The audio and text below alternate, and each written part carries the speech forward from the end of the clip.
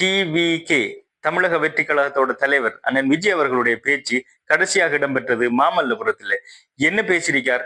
ஒரு 15 நிமிஷம் பேசிய இந்த பேச்சுல அவர் மொத்த விஷயங்களையுமே உள்ளடக்கி, அதாவது இந்த 2 மாதங்களாக நடைபெற்ற, இந்த 2 மாதங்களாக அவர் மீது சுமத்தப்பட்ட குற்றச்சாட்டுகள், விமர்சனங்கள் அனைத்திற்கும் பதிலடி கொடுக்கும் வகையிலும் தமிழக வெற்றி கழகத்தோட குறிக்கோள் என்னங்கிறதையும் அடுத்தது தெளிவா சொல்லி இருக்கார். இந்த பேச்சு மிகவும் சுருக்கமா இருந்தாலும் ரொம்பவே கிளியர் கட்டா எதிரிகளாக இருந்தாலும் சரி, விமர்சகர்களாக இருந்தாலும் சரி, எல்லாரையும் கவ் பண்ணி ஒரு ஸ்மால் ஸ்பீச் கொடுத்திருக்கார். என்ன பேசிருக்காருங்கிறத பார்க்கலாம் வாங்க. இந்த கரூர் சம்பவம் நடந்ததுல இருந்து கிட்டத்தட்ட 2 மாதங்களாக அண்ணன் விஜய் அவர்கள் மீது பலதரப்பட்ட விமர்சனங்களும் பலதரப்பட்ட பொய்யான குற்றச்சாட்டுகளும் சுமத்தப்பட்டது. ஏன் ஹைகோர்ட்ல கூட அண்ணன் விஜய் அவர்களுக்கு எதிராகத்தான் தீர்ப்புகளும் வழங்கப்பட்டிருந்தது. எதிராக தீர்ப்பு வழங்கப்பட்டது என்பது 2வது விடயம். ஆனால் அவருடைய தலைமைத்துவ பண்பை பற்றியும் ஹைகோர்ட் நீதிபதி அவர்கள் விமர்சனம் செய்திருந்தார். அது மட்டுமில்ல, அண்ணன் சீமான், சாட்டை போன்றவர்கள் மிகவும் கடுமையாகவும் கேவலமாகவும் விமர்சனம் செய்து கொண்டு வராங்க. கிட்டத்தட்ட 2 மாத காலமாக இது நடைபெறுது. ஆனா இந்த மாமல்லபுரத்துல நடந்த இந்த மீட்டிங்ல அண்ணன் விஜய் அவர்கள் பேசியது மேக்சிமம் 15 நிமிஷம் தான். அந்த பேச்சுல மொத்த விமர்சனங்களுக்கும் பதில் சொல்லி இருக்கார். என்ன சொல்லப்பட்டது?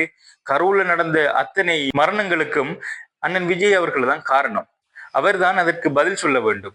அவருக்கு சரியான தலைமைத்துவ பண்பில்லை. சம்பவம் நடந்ததுக்கு பிறகு அவர் வீட்டுக்குள்ள போய் ஒளித்து கொண்டார்.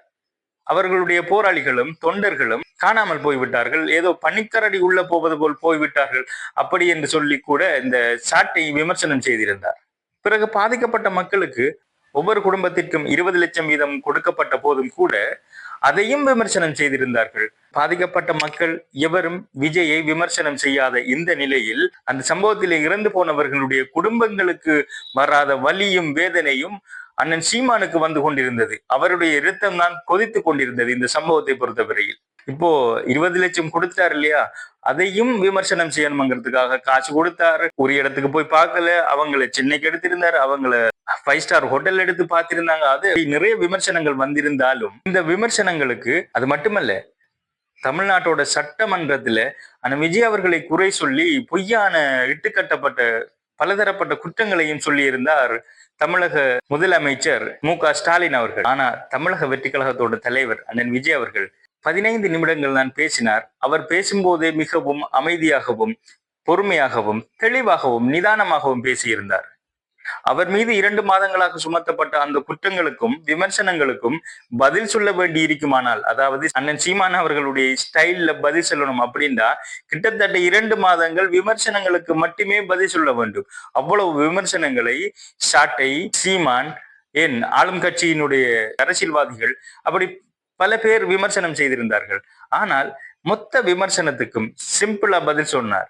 ஆல்ரெடி நாங்க மீட்டிங் நடத்துறதுக்கு கேட்ட இடத்தை தரல, அதை விட குறுகிய இடத்தை தந்து ஏதோ ஒரு குழப்பத்தை ஏற்படுத்த வேண்டும், ஏதோ ஒன்று ஏடாக்கூடமா நடக்கணும் அப்படிங்கிற நோக்கத்திலேயே இந்த இடங்களை ஒதுக்கின மாதிரி தான் இருந்தது. அதை முன்னரே பேசி இருந்தோம்.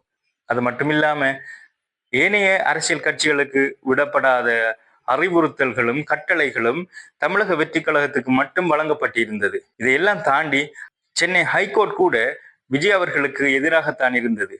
ஆனா இதுக்கெல்லாம் பதில் சொல்ற வகையில டிவிகே கட்சி சார்பாக சுப்ரீம் கோர்ட்ல வழக்கு தொடரப்பட்டது. அங்கே நியாயமான விசாரணைகள் நடைபெற்றது. நியாயமான கேள்விகளும் சென்னை ஹைகோர்ட்டுக்கு எதிராகவும் கேட்கப்பட்டது.